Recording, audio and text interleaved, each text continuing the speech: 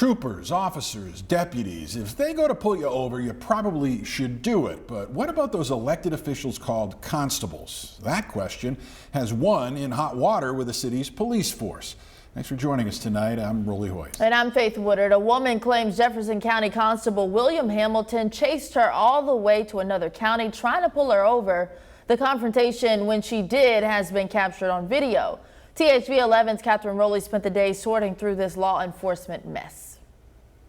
Rolly and Faith, this all happened on the county roads between England and Pine Bluff. Constable William Hamilton had a blue light on his truck trying to pull over the female driver. She instead called 911 and kept driving, meeting officers and deputies in a parking lot. The confrontation that followed them has concern about Hamilton.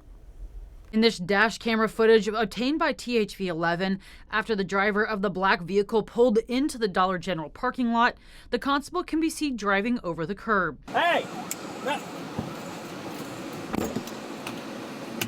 Once parked, Hamilton approached the black vehicle and its driver, yelling and asking why she took off after he asked for her driver's license. You run this stop sign right down here. I was scared. You're not in a police car. That is a police vehicle. You're not in a uniform. How do I know that? But then an officer with the England Police Department asked the constable to move away. You're in my town now. You're going to back up when I tell you to No, back up. don't start, Do you understand buddy. me? Don't start. Back up. I'm You need to conducting chill out. this. You need to chill out. When asked if he had radioed or called anyone about the pursuit as it went into Lonow County, Hamilton says no one answered. The tone of the confrontation, as well as the details, has England Chief of Police Richard Friend concerned.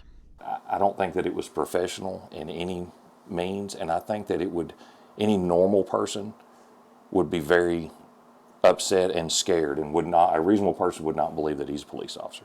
With the interaction, Chief Friend also said that it's a major safety concern with interactions like this one. My concern is that if he tried to stop someone and act this way, he or another person could be hurt. He never identified himself as a police officer. He's got a badge and a filthy shirt and some baggy blue jeans and a 22-year-old truck, and he expected to be treated like a police officer. And I don't think a reasonable person would. The requirements for constables is also a concern. Both Chief Friend and the sheriff say that Hamilton was not in a constable uniform or in a law enforcement vehicle. The last training that he had received was in 2019. But with less training, with less oversight, with less everything, less equipment, no budget, they get $1 a year. But those are questions lawmakers will have to sort out.